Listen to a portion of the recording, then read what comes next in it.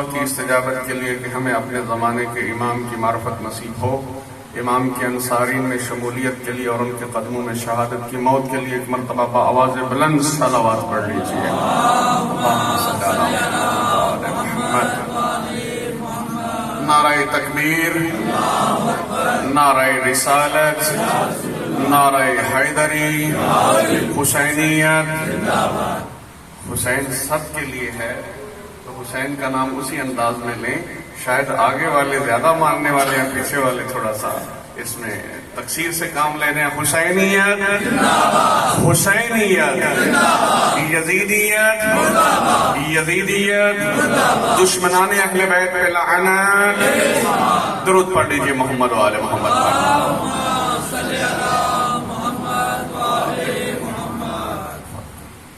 اعوذ باللہ من الشیطان الرجیم، بسم اللہ الرحمن الرحیم۔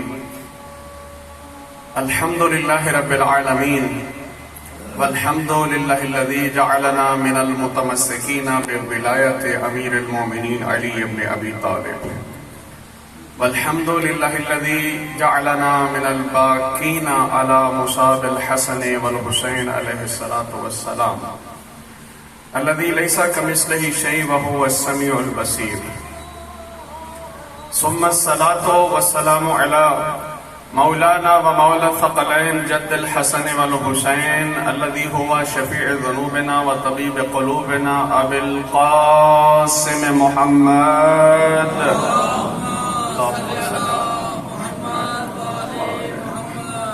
ثم الصلاۃ والسلام علی ابن عمہ و وزیرہ و خلیفتہ بلا فصل الذي هو صدیق الاکبر والفاروق الاعظم الذي قیل فی شانہ انا مدینۃ العلم وعلی بابها۔ امیر المومنین کی ذات پہ بآواز بلند صلوات پڑھ لیجئے۔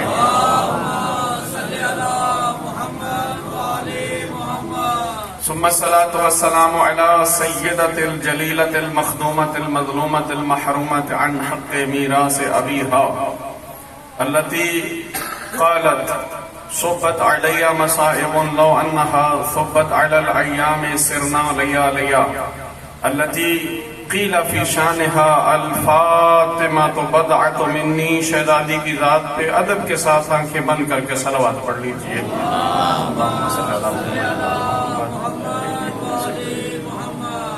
ثم الصلاۃ والسلام علی حسن الشہید المسموم، والصلاۃ والسلام علی حسین الشہید الغریب المظلوم، ولعنت اللہ علی اعدائهم من یوم عداوتهم الى قیام یوم الدین۔ اما بعد، قال اللہ تبارک وتعالی فی کتابہ المجید وفرقانہ الحمید وقولہ الحق وهو اصدق الصادقین۔ قولہ من الحق الى الحق فی الحق۔ بسم اللہ الرحمن الرحیم۔ ان الذین یبایعونک انما یبایعون اللہ ید اللہ فوق ایدیہم۔ صلوات پڑھ لیجئے محمد و آل محمد۔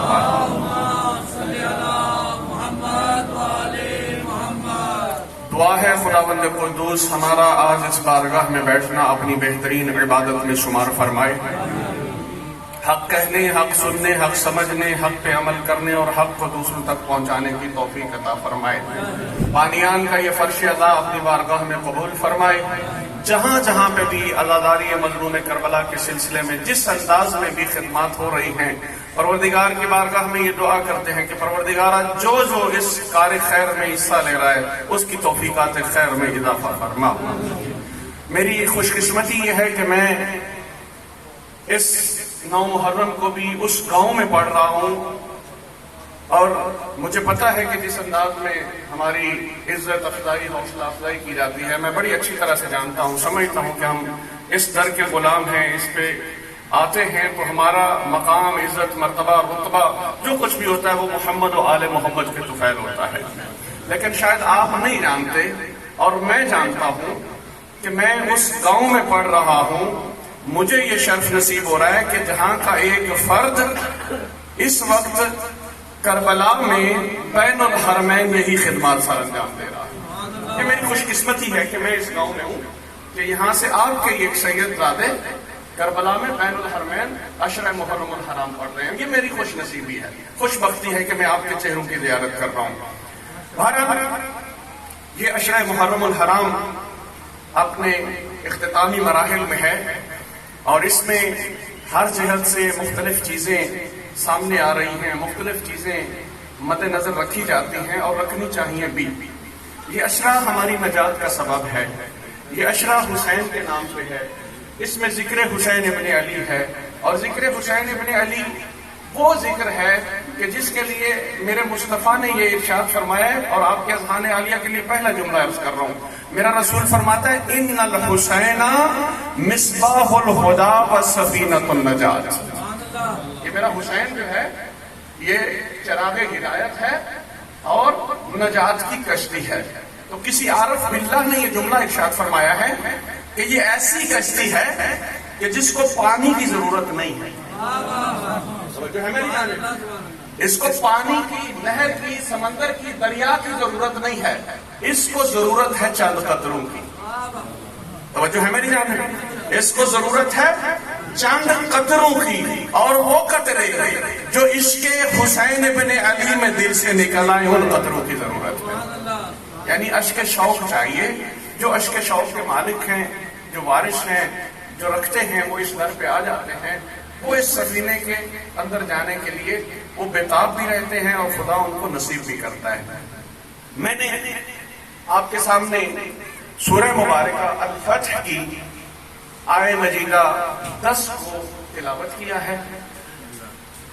خداوند قدوس اپنی لا ریب و بے عیب کتاب میں ارشاد فرما رہا ہے، بسم اللہ الرحمن الرحیم، ان الذین یبایعونک، اے میرے رسول یہ جو تیری بیعت کرتے ہیں، یہ تیری بیعت کرتے ہیں، ان الذین یبایعونک، سورہ مبارکہ الفتح آیت نمبر 10، ان الذین یبایعونک، یہ جو تیری بیعت کرتے ہیں، تیرے ہاتھ پہ بیعت کر کے در حقیقت انما یبایعون اللہ، یہ تیری بیعت نہیں کر رہے، در حقیقت یہ اللہ کی بیعت کر رہے ہیں۔ یہ تیری بیعت نہیں کر رہے، یہ قرآن کے الفاظ ہیں، یہ تیری بیعت نہیں کر رہے، انما یبایعون اللہ، در حقیقت یہ اللہ کی بیعت کر رہے ہیں، اور جو بیعت تیری کر رہے ہیں در حقیقت اللہ کی بیعت کر رہے ہیں۔ اگلا جملہ آیت نے فرمایا ید اللہ فوق ایدیہم، ان کے ہاتھ پہ تیرا ہاتھ نہیں بلکہ اللہ کا ہاتھ پڑتا ہے۔ وہ جو ہماری جانب ید اللہ فوق ایدیہم فمن نکث، جو اس عہد کو توڑے، اس پیمان کو توڑے، اس بیعت کو توڑے، فمن نکث، جو عہد و پیمان کو توڑنے والا ہے، فإنما ينكث على نفسه، اس بیعت کو توڑنے کا نقصان اس کی ذات کو ہے، محمد مصطفیٰ تجھے نہیں ہے۔ یعنی جو بیعت کرتے ہیں وہ تیرے ہاتھ پہ بیعت کر رہے ہوتے ہیں، لیکن حقیقت میں وہ اللہ کی بیعت کر رہے ہیں، اور جب بیعت ہو رہی ہوتی ہے تیرا ہاتھ اس ہاتھ کے اوپر ہوتا ہے تو اصل میں وہ اللہ کا ہاتھ ہوتا ہے۔ اور ید اللہ فوق ایدیہم، جو اپنے آپ کو اس بیعت سے دور کر لے، وعدہ خلافی کر دے، وعدے کو توڑ دے، اس کا نقصان اس کو خود کو ہے، اور جو یہ عہد و پیمان اور وفا کرے اس کے ساتھ، اس کے لیے اجر عظیم ہے۔ یہ قرآن کا فیصلہ ہے۔ آپ ترجمہ سمجھ گئے؟ ترجمے کے اندر خدا نے لفظ بیعت استعمال کیا ہے، اور مجھے تھوڑا سا بیعت کے لفظ کی تھوڑی سی تشریح کرنے دیں۔ یبایعون کا یہ صیغہ جو ہے، یہ اس میں مبالغہ نہیں ہے، باب مفاعلہ سے ہے۔ باب مفاعلہ ہوتا ہے، میں مثال اگر اردو میں دوں، چونکہ اردو ہماری تھوڑی سی ضیق زبان ہے، محدود زبان ہے، کہ جہاں پہ باب مفاعلہ عربی میں استعمال کیا جاتا ہے اس میں طرفین شرط ہوتے ہیں، یعنی دو فریق ہوتے ہیں۔ مثلا مقابلہ، مصافحہ، مجادلہ، مباہلہ، معانقہ، یعنی یہ نہیں ہو سکتا کہ مقابلہ ایک فریق کرے، جہاں فریقین ہوں وہاں پہ مقابلہ ہوتا ہے۔ تو یہ یبایعون کا لفظ بھی اسی باب مفاعلہ سے ہے، یعنی یبایعون، یعنی ایک بیعت کرنے والا، ایک بیعت لینے والا. بات میری آپ سمجھ گئے ہیں نا؟ یعنی جہاں پہ بھی مختصر کر رہا ہوں کہ جہاں پہ بھی یہ مقدماتی گفتگو میرا حق بنتا ہے تاکہ میں اپنا موضوع مکمل کر سکوں. سب بات پڑھیے محمد والے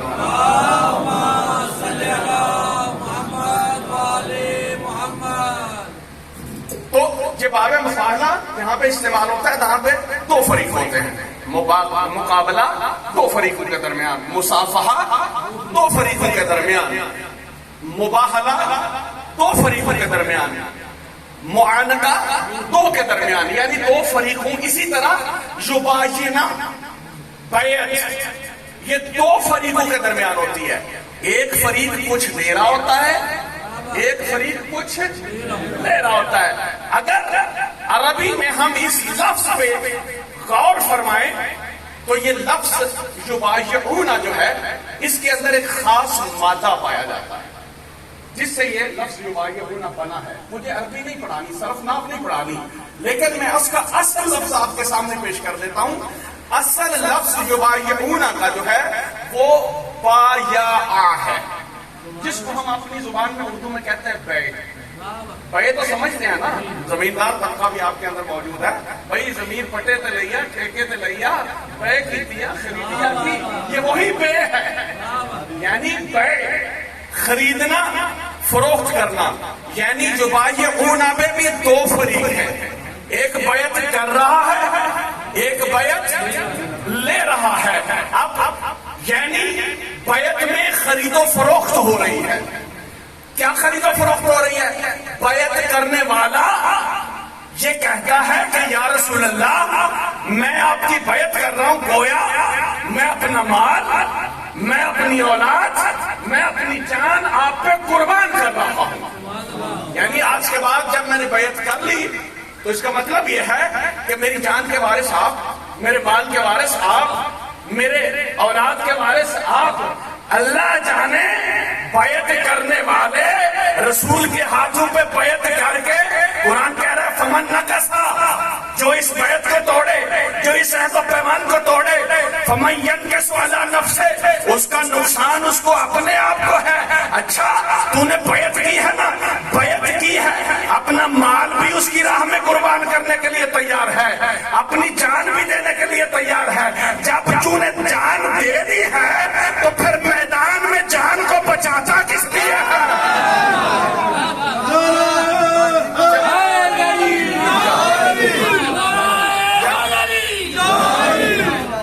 جب جان آپ نے رسول کے ہاتھ میں رکھ لی ہے, مال آپ نے صاحب ثروت ہونے کے باوجود مال تو اس کا ہے, اور در حقیقت یہ مال آپ کا تھا بھی نہیں.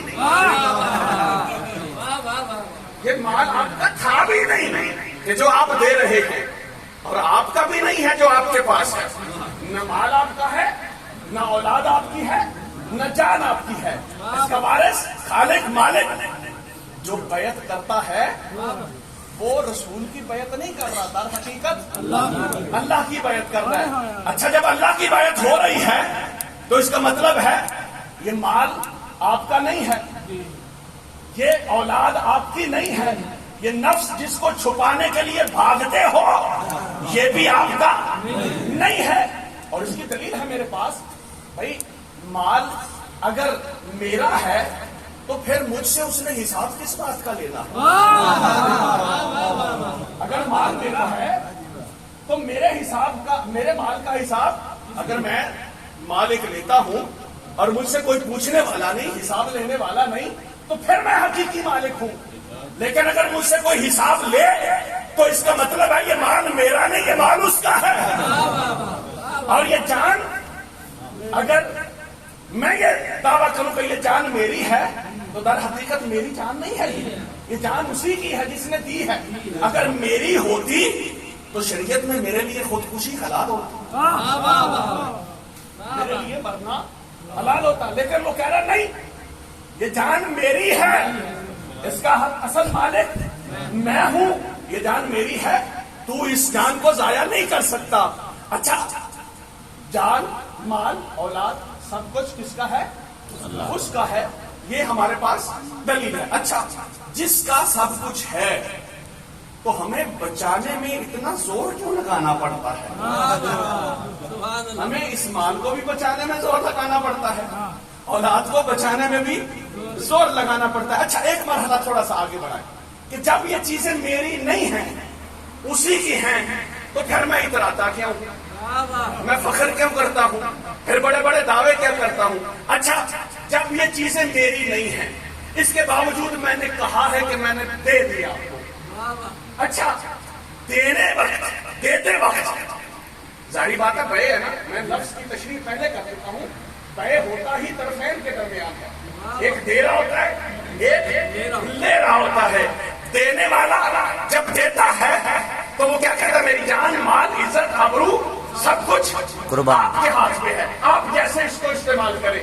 اچھا یہ تو نہیں ہوتا کہ آپ دکاندار کے پاس جائیں بے کے لیے، آپ پیسے لوٹاتے رہیں، مال دیتے رہیں، اور وہاں سے مقابل میں نہ آپ کو جوس ملے، نہ پانی ملے، نہ گوشت ملے، نہ گروسری کا سامان ملے، وہ پیسے دیتا رہے اور اپنے غلے میں اضافہ کرتا رہے۔ ایسا تو نہیں ہوتا دنیا کے قانون میں۔ بے میں اس کو بھی کچھ دینا پڑتا ہے، یعنی اگر آپ نے بیعت کی ہے، اپنا جان، مال، عزت، ناموس، اولاد اس کو دی ہے، تو اس کے مقابلے میں کیا لینا ہے؟ اس کے مقابلے میں بیعت جو لے رہا ہوتا ہے۔ اور میری بات یاد رکھنا، دنیا کے آپ ہی سالات ہیں یہاں پہ جب دنیا والوں کے ہاں، تو یہاں پہ ہمیشہ ہاتھ پیر صاحب آگے کرتے ہیں اور لوگ آگے ہاتھ اوپر رکھتے ہیں۔ کائنات میں محمد والے محمد کا واحد گھرانہ ہے کہ جو بیعت کے لیے ہاتھ نیچے نہیں کرتے، بلکہ آل محمد کا ہاتھ ہمیشہ اوپر ہوا کرتا۔ جب بھی بیعت لی، یہ درجہ فوق ایدیہم، یہ اچھا یہ بیعت لے رہے ہیں، تو اچھا آپ اس کے مقابلے میں کیا دیں گے؟ ہاں آپ نے عزت، ناموس سب کچھ میرے لیے رکھی ہے، تو میں مقابلے میں آپ کو نجات دوں گا۔ یہی ہے نا؟ یعنی اگر میں نے اس لالچ میں کیا ہے، بیعت کی ہے، تو مقابلے میں کیا چاہ رہا ہوں؟ نجات چاہ رہا ہوں، نجات یعنی جنت چاہ رہا ہوں۔ اچھا دنیا والوں، اگر کوئی مقابلہ کرنے والا ہے، بیعت کرنے والا ہے، تو اسی کی بیعت کی جائے گی کہ جس کے پاس آخرت کا کچھ سامان ہوگا۔ بیعت تو اسی کی جائے گی نا، پھر عام دنیا دار کی بیعت تو نہیں کی جائے گی۔ اچھا اس کی بیعت کی جائے گی، ان کے پاس کیا ہوگا؟ ان کے پاس کم سے کم یہ ہوگا کہ وہ سیدہ شباب اہل الجنہ کی منزل پر فائز ہوں گے۔ جن کی بیعت ہوگی وہ کم سے کم جنت کے سردار ہوں گے، وارث ہوں گے، مالک ہوں گے۔ اچھا جب وہ جنت کے وارث ہیں، مالک ہیں، تو یہ دینا تو جنت انہوں نے دینی ہے نا۔ اور دنیا والوں نے دیکھا کہ مدینہ شہر ہے، تو جو ہے میری جان، مدینہ کی گلیاں ہیں، بچے کھیل رہے ہیں، کھیلتے کھیلتے امام حسن کے سامنے ایک وقت کے امیر زادے کا ایک بچہ آتا ہے، کھیلتے کھیلتے اتراتا ہے، فخر کرتا ہے، مباحث کرتا ہے، اپنے آپ کو یوں اور توں اور فلاں اور یہ باتیں کرتا ہے کہ امام حسن مسکرا کے کہتے ہیں، اسکت یہ اپنا غلامی، اے میرے غلام کے بیٹے خاموش ہو جا۔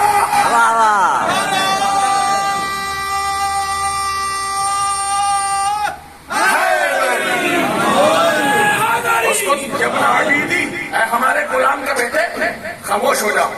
یہ کیونکہ بڑا دولت مند اور صاحب ثروت اور بڑے بڑے صاحب اختیار کی اولاد تھی، یہ غصے میں آیا، سٹ پھٹایا، غصے میں تاریخ لکھ دی ہے، شیعہ سنی سب نے یہ لکھا ہوا ہے، تاریخ کے اندر ہے، نام آپ نے خود تلاش کرنا ہے، میں نام نہیں دوں گا کسی کا بھی۔ فرمایا کہ میرے غلام کے بیٹے اس کو خاموش ہو جا، اتنی ٹھیکے نہ مار۔ ان کو غصہ آیا، چہرہ سرخ ہوا، سٹ پٹاتے ہوئے پاؤں سے بچوں کی محفل چھوڑ کے گھر کی طرف جاتے ہیں۔ جب گھر جاتے ہیں، والد گرامی بڑے غور سے دیکھتے ہیں، ماہر نفسیات سے دیکھا کہ آپ بچے کے ساتھ بچے کو دیکھا، کہا بیٹا کیا ماجرا ہے؟ کہا وہ ہم صاحب ثروت ہیں، ہمارے پاس بہت کچھ ہے، بہت بہت بہت کچھ ہے، اور ایک باغ کے اندر مزدوری کرنے والے کا بیٹا مجھے کہتا ہے، توجہ میرے جانے، مجھے کہتا ہے کہ خاموش ہو جا ہمارے غلام کے بیٹے. جب باپ نے یہ سنا نا، سمجھ گئے کہ حسن مجتبی نے ان کی دکھتی رات کو چھیڑا ہے. قریب بلا کے کہتے ہیں بیٹا سچ بتا، کیا حسن نے مجھے غلام اور تجھے غلام زادہ کہا ہے؟ آپ خاموش بیٹھے ہیں. حسن مجھے غلام اور تجھے غلام زادہ کہہ رہے ہیں؟ ہاں بابا، بڑی توہین کی ہے، بڑی اہانت کی ہے. بچوں کا مجمع تھا اور میں تو آپ کو پتا ہے آپ کے لیے بھی فخر و مباحات، اپنے لیے بھی اپنی عزت و تعریف کی باتیں کرتا تھا. اچھا بیٹا اس میں غصے والی بات نہیں ہے، پھر سوچ لے کیا حسن نے کہا ہے؟ ہاں بابا کہا ہے. اچھا بیٹا اگر کہا ہے نا تو پھر میری بات سن، وہ غلامی کی بات یہاں کی نہیں کر رہے، وہاں کی کر رہے ہیں. توجہ ہے میری جانب، وہ وارث ہیں، مالک ہیں جنت کے. اچھا بیٹا اگر انہوں نے کہا ہے نا تو ایک کام کر، یہ لے کاغذ اور یہ لے قلم، یہ لے جا اور جو انہوں نے کہا ہے نا وہ لکھوا کے لے آ. اللہ جانے دنیا دار کیسے تھے، وصیتیں کر رہے ہیں کہ لکھوا کے لے آ، نصیحتیں کر رہے ہیں لکھوا کے لے آ. اور ساتھ جملہ ارشاد فرمایا بیٹا اگر حسن ابن علی لکھ لے نا تو اس ورقے کو پھاڑنا نہیں. توجہ ہے دنیا داروں کی جانب، توجہ ہے، یعنی اگر لکھ لے تو پھاڑنا نہیں. اپنے مقصد کے لیے رسول کے ہاتھ کی لکھی ہوئی تحریر کو پھاڑ دیتے ہیں اور اپنے مقصد کے لیے اپنی تحریر کو بچوانے کی کوشش کرتے ہیں. کاغذ اور قلم دیا بیٹے کو، لیکن امام حسن مجتبی کی بارگاہ میں جانے کے لیے بیٹا جس لہجے میں گیا تھا اس لہجے میں واپس نہیں آیا، جس انداز میں گیا تھا اس انداز میں واپس نہیں آیا. یقیناً میں کہوں گا تاریخ میں جب یہ قلم لے کے امام حسن کی بارگاہ میں گیا ہوگا تو امام مسکرا کے کہہ رہے ہوں گے کہ جب ہم قلم مانگتے تھے تم دیتے نہیں ہو، اب ہم مانگتے نہیں ہیں، قلم لے کے آ گئے.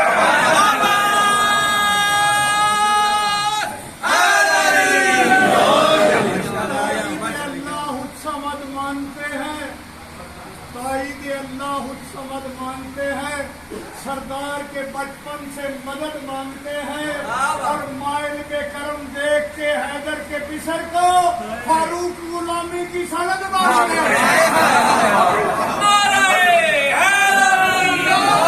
وقت کم ہے میرے پاس، یہ مقام ہے ان کا، یہ جنت کے وارث ہیں، یہ دیتے ہیں. اچھا کیا حضرت کو پتا نہیں تھا؟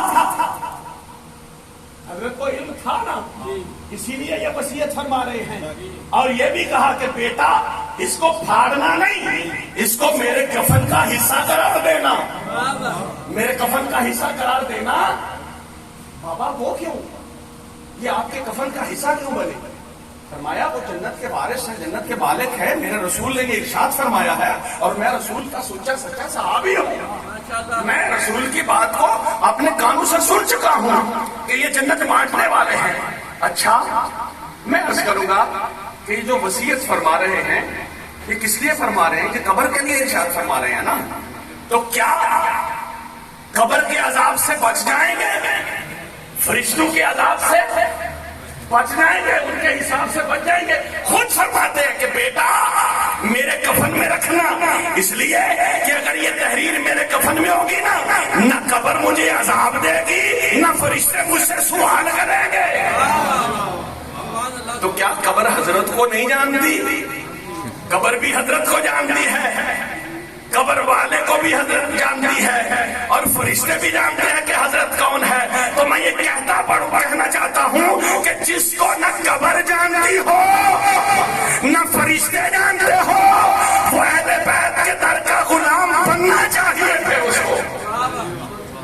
لیکن صحابہ کرام اسی مدینے کے اندر میں روایت پڑھ رہا تھا، خلاصۃ المصائب کے اندر یہ کتاب ہے، یہ اس کے اندر ایک روایت ہے کہ صحابہ کرام اجمعین وہ ہیں مدینے میں ہم رقاب رسول مصطفیٰ صلی اللہ علیہ وآلہ وسلم ہے. سب آپ پڑھیے محمد والے. رسالت امام کے ہم رقاب ہیں. مدینے کی گلیوں میں گھوم رہے ہیں, پھرتے پھرتے چکر لگاتے لگاتے جو ہے یہ ایک ایسے مقام پہ آتے ہیں کہ وہاں پہ صحابہ کرام کے 2 بچے کھیل رہے ہوتے ہیں.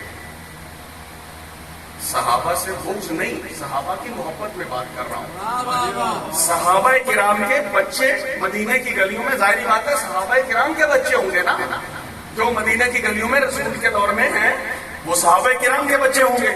2 بچے کھیل رہے ہیں. رسالت امام نے اپنے قافلے کو کہا رک جاؤ, ادھر رکے.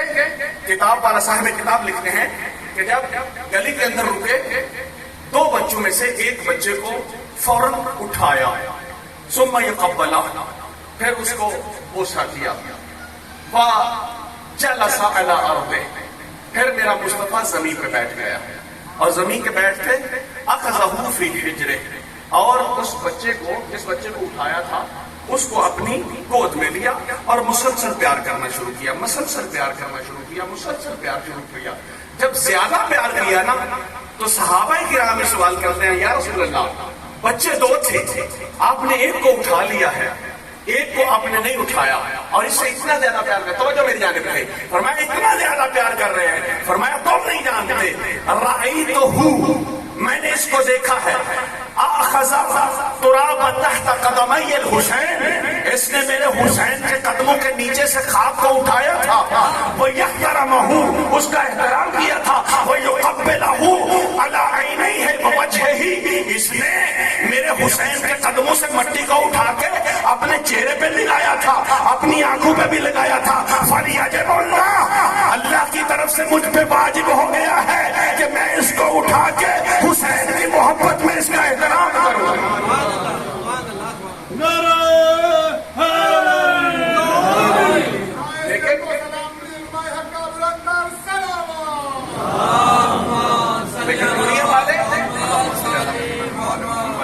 لیکن دنیا والے عجیب انداز میں اس حسین کی عزت کرنے والوں کا احترام رسول فرما رہے ہیں. اللہ جانے ہمارے پاکستان میں کیا مصیبت آ گئی ہے کہ اس حسین کا مقابلہ کرنے والوں کو زندہ باد کے نعرے لگائے جاتے ہیں. ایسا ہوا ہے ہمارے یہاں, لیکن الحمدللہ ہمیں جواب دینے کی بجائے برادران اہل سنت, مفتیان اہل سنت نے ان کی ممانعت کی, ان کی نفی کی, ان کی تردید کی, اور ہم ان کو سلام پیش کرتے ہیں کہ آپ نے حق ادا کیا حسینیت کا.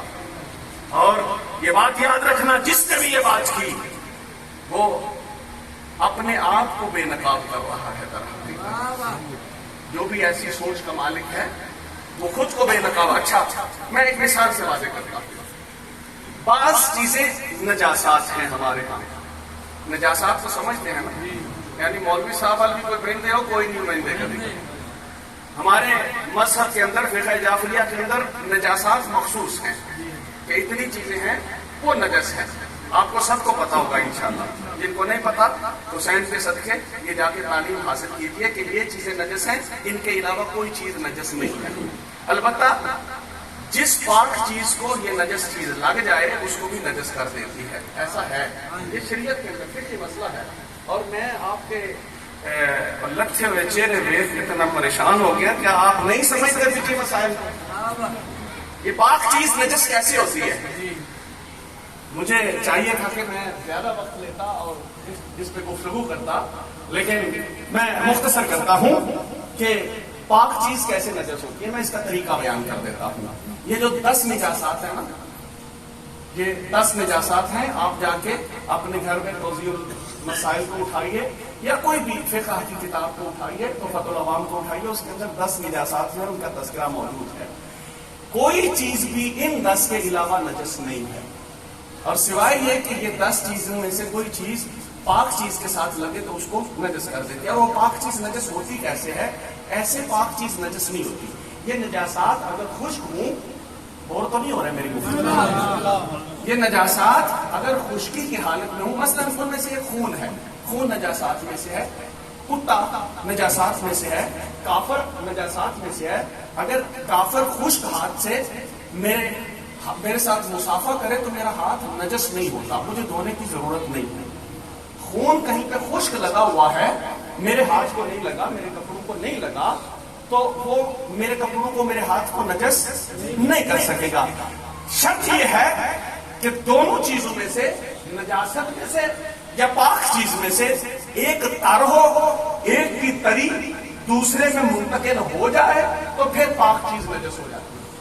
مثلا کتا یا خون یا سور، یہ اگر خشک ہیں اور آپ کا ہاتھ لگ گیا ہے تو آپ کو نجس نہیں کرے گا، لیکن اگر یہ ہاتھ کا گیلا ہے، ان کو ٹچ کرے تو کیا ہو جاتا ہے؟ یہ نجس ہو جاتا ہے۔ مولویوں کا کام ہوتا ہے تھوڑی تھوڑی گل کرنا، تھوڑے نال یہ نہیں نا۔ صلوات پڑھو محمد والے محمد، ایک مرتبہ پھر صلوات پڑھ لیجیے محمد والے محمد۔ اچھا، اب اگر یہ نجاسات جو ہیں ان کو کوئی بندہ پاک کرنے کی کوشش کرے، یہ عین نجاست، میں مثال دے رہا ہوں۔ اگر ایک کتا ہے آپ کے پاس اور آپ کوشش کرتے ہیں کہ اس کتے کو لے کے باہر سے شاہ صاحب سے کہیں کہ ایک پائپ دیں اور کتے کو پاک کرنا شروع کر دیں، ایسی کوشش کوئی کرے تو کیا کتا پاک ہو جائے گا؟ نہیں پاک ہوگا۔ کیا وہ پانی کم ہے اس وجہ سے؟ اچھا، اگر صابن لگا لے اس کو، کتا پاک ہو جائے گا؟ سرف، شیمپو، کوئی ایسی چیز۔ اچھا، پانی بدل لے، ٹیوب ویل پہ لے جائیں، منجی کے کھیت میں لے جائیں، ٹیوب ویل چل رہا ہے، اس میں پھینکیں، کتا پاک ہو جائے گا؟ نہیں پاک ہوگا۔ نہر میں لے جائیں، کتا سمندر میں، دریا میں، کیوں؟ چونکہ اس کی اصلیت ایسی ہے، یہ عین نجاست ہے، بلکہ خشک تھا تو اتنا خطرناک نہیں تھا، آپ نے اس کو گیلا کر کے دوسروں کے لیے مشکل پیدا کر دی کہ جہاں سے گزرے گا، جدھر سے گزرے گا وہاں پہ اس کے چھینٹے پڑیں گے، ہر چیز کو نجس کرتا چلا جائے گا۔ عزادارو، یہی بات غم حسین میں ہے کہ یزید کبھی پاک نہیں ہو سکتا، جو اس کی نجاست کو ختم کرنے کی کوشش کرے گا وہ خود بے نقاب ہو جائے گا۔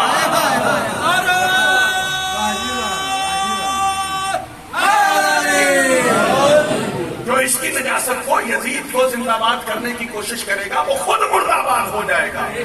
نہ کتا پاک ہو سکتا ہے، نہ ہوگا، نہ یزیدیت زندہ باد ہو سکتی ہے، نہ ہوگی۔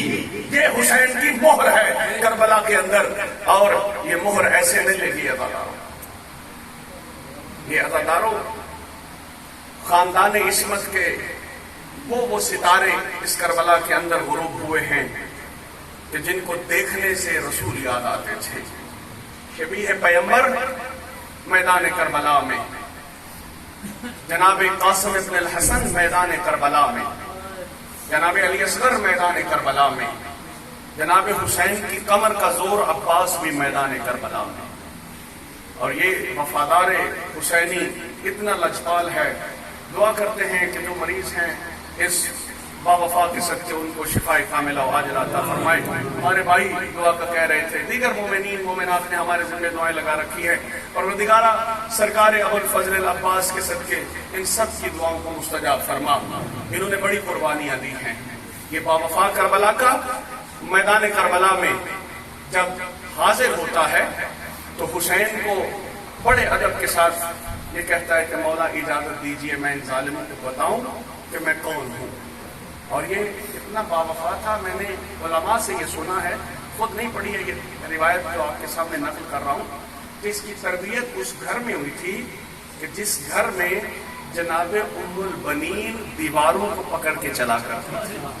اجرکم اللہ، تیار رہنا مصائب کے لیے، خدا مظلوم کربلا کے سوا کوئی غم نہ دے، کہ یہ جناب ام البنین علی کے صحن میں دیواروں کو پکڑ کے چلا کرتی تھی، تو مولا سوال کرتے تھے، اے ام البنین تو کیا ضعیف ہو گئی ہے کہ دیواروں کے ساتھ چلتی ہے؟ تو جناب ام البنین کہتی تھی کہ جس صحن میں زہرا کے قدم آئے ہوں اس میں ام البنین کیسے چل سکتی ہوں؟ عزادارو اس طرح سے تربیت کی ہے مولا عباس کی، جناب عباس کی تربیت اس انداز میں ہوئی ہے۔ تو میدان کربلا میں بھی لمحہ جو حسین اجازت نہیں دیتے تھے، مولا نے تکرار نہیں کیا کبھی کہ ہاں میں نے لازمی جانا ہے، یہ کرنا ہے. ہماری روایات ممبر سے بہت ایسی بیان کی جاتی ہیں جس سے بعض اوقات امام کی اہانت کا پہلو نکل رہا ہوتا ہے. جو کہتے تھے سرکار وفا کو وہ مولا حسین جو بھی کہتے تھے یہ مان لیا کرتے تھے. جب شب عاشور گزر گئی، فہرستیں مرتب ہو گئی، صبح عاشور ہو گئی، فرشتے مرتب ہو گئی، سب جانے لگے، سب جاتے رہے، سب جاتے رہے. روایات میں ایک اختلاف ہے کہ کیا جناب علی اصغر پہلے شہید ہوئے ہیں یا جناب عباس. یہ آخری دو ہیں بنی ہاشم کے، اور بعض نے زیادہ تر یہ لکھا ہے کہ جناب علی اصغر پہلے قتل ہوئے ہیں، پہلے شہید ہوئے ہیں، اور جناب عباس آخر میں شہید ہوئے ہیں. ان کے بعد پھر مولا حسین جو ہیں وہ روانہ کربلا کے میدان میں ہوئے ہیں. اچھا، یہ بار بار کہتے ہیں کہ ہم خاندان عصمت سے ہیں.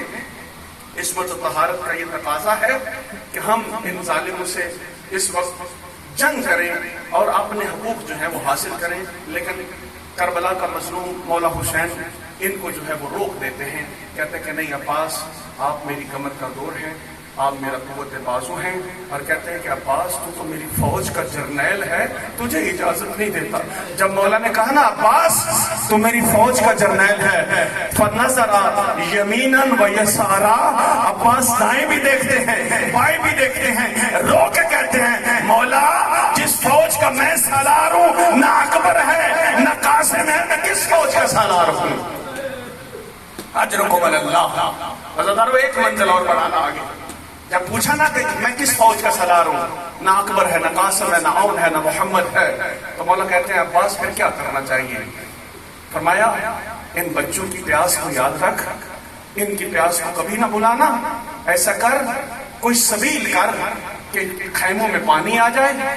جو ہی یہ گفتگو ہو رہی تھی، روایت کے جملے ہیں کہ مولا عباس جو خیام کی طرف جاتے ہیں تو جناب سکینہ مشکیزہ اٹھا کے کہتی ہے یا عمو عباس، اے ابو الفضل عباس، میرے چچا عباس، آپ نہیں جانتے میرا علی اصغر پیاسا ہے، میرا علی اصغر پیاسا ہے.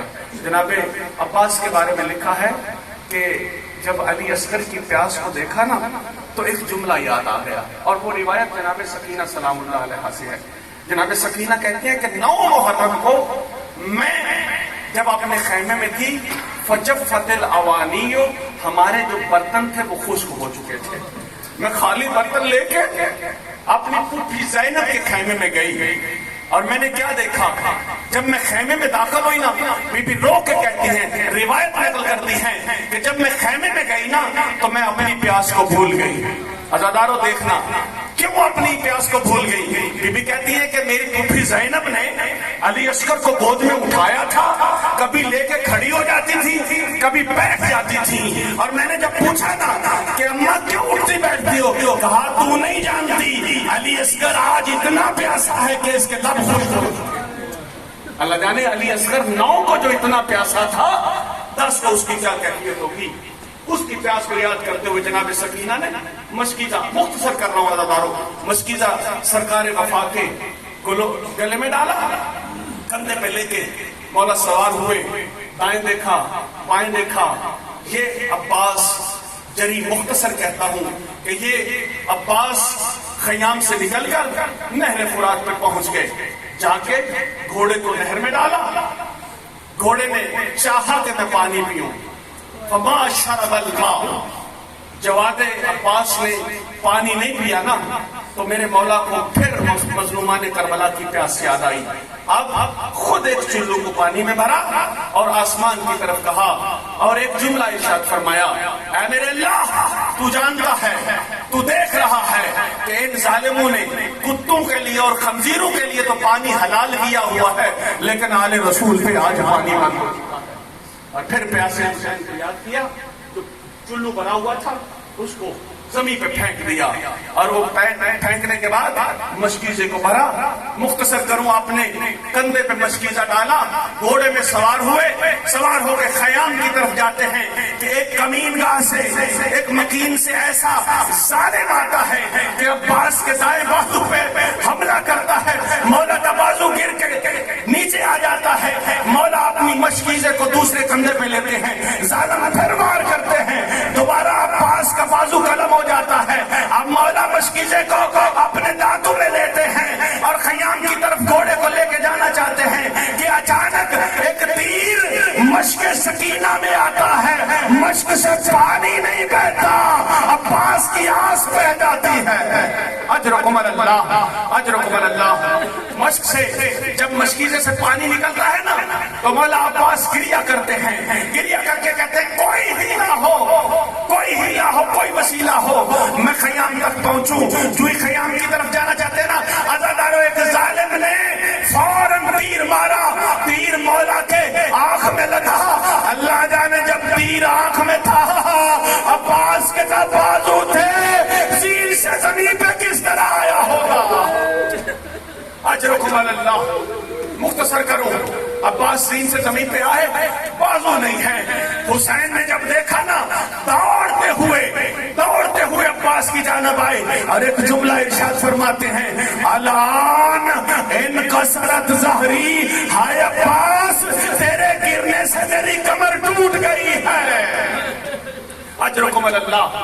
جا کے عباس کو گودی میں اٹھایا، مولا عباس نے فرمایا مولا آپ جانتے ہیں میرے بازو نہیں ہیں، مولا میرا آخری وقت ہے، مولا میری شفاعت کے لیے دعا کیجئے، مولا میں آپ کا جانثار سپاہی ہوں۔ مولا نے کہا کہ عباس کیا چاہتا ہے؟ کہا مولا میری آنکھ میں تیر لگ چکا ہے، ایک آنکھ کا لہو دوسری آنکھ میں جا چکا ہے، مولا میری آنکھ صاف کر دیجئے، میں فرزند رسول آپ کی زیارت کر سکوں۔ عزادارو مولا نے جب زیارت کی، اس کے بعد حسین نے اپنے بھائی کے لاشے کو ادھر رکھا۔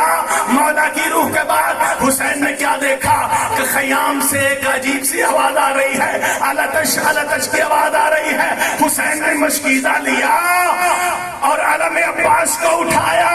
علم عباس کو آتا ہوا دیکھ کے سکینہ نے خیمے سے کہا کہ بچوں جلدی آ جاؤ، میرا چچا پانی لے کے آ رہا ہے۔ چوئی جب علم قریب آیا، کیا دیکھا کہ چچا نہیں میرے بابا آ رہے ہیں، مشکیزہ خالی آ رہا ہے۔